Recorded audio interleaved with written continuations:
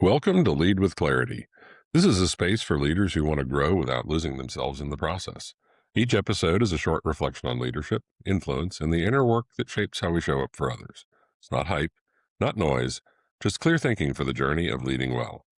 Today's episode is entitled Culture Before the Trophy, What Bill Walsh Got Right. Here we go. Think about the last time you walked into an organization and felt something immediately. Not saw it, but felt it. The way people greeted each other, whether people made eye contact, how they talked about their work, how they handled a mistake. You picked it up within minutes. That feeling has a name. It's culture. It was built, intentionally or by default, long before you arrived. Today, I want to spend a few minutes on one of the most misunderstood concepts in leadership: culture. Specifically, when culture gets built and why most leaders get the sequence exactly wrong. Bill Walsh, who transformed the San Francisco 49ers from one of the worst franchises in professional football into a dynasty, said this: "The culture precedes positive results. It doesn't get tacked on as an afterthought after you've achieved success." Think about that. Culture precedes results. It comes first. It's not a celebration of what you've accomplished. It is the scaffolding that makes the accomplishment possible. Walsh didn't install culture once the wins started coming.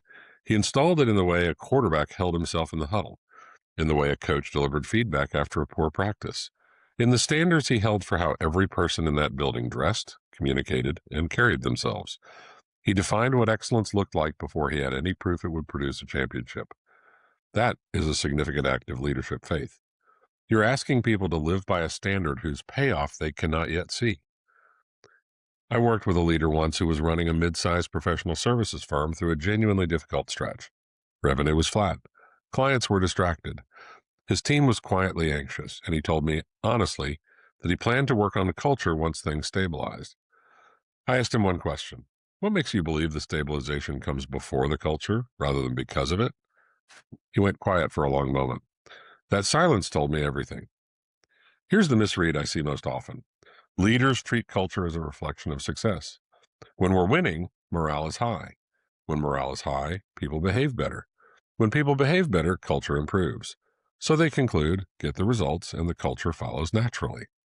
That logic is rather seductive. It's also backwards. What you're describing when you follow that sequence is not culture, it's mood. Mood is situational. Culture is structural. Mood rises and falls with circumstances. Culture holds when circumstances turn hard. Culture is not what your team feels when things are going well. Culture is what your team does when things are not. It's the behaviors you see at 11 p.m. before a difficult deadline. It's how a senior leader treats a junior employee when no one is watching. It's whether people tell you the truth when the truth is uncomfortable. You cannot build that in a moment of success. You build it through consistent, deliberate choices made before the results arrive to validate them. You define the standard, you model it yourself, and you hold it even when it's inconvenient, especially when it's inconvenient. Walsh understood something that most leaders resist. The score does not create the culture. The culture creates the score. So here's the reflection I'll leave you with today. Most organizations have a stated culture and an actual culture. The stated culture lives in the values on the wall, in the onboarding deck, in the language of leadership town halls. The actual culture lives in what gets tolerated, in what gets rewarded quietly, in the behaviors that persist even when they conflict with the stated values. The gap between those two things is your leadership opportunity. And it doesn't close after you hit your next milestone. It closes by the choices you make today before the milestone, regardless of whether the results are there to justify them yet. Bill Walsh built something rare, not just a winning team, a standard of excellence that outlasted him. Organizations that do this consistently have one thing in common: they did not wait. They built the culture first, they held it seriously, and trusted that results were the natural consequence of people operating inside of a strong foundation. That's the work.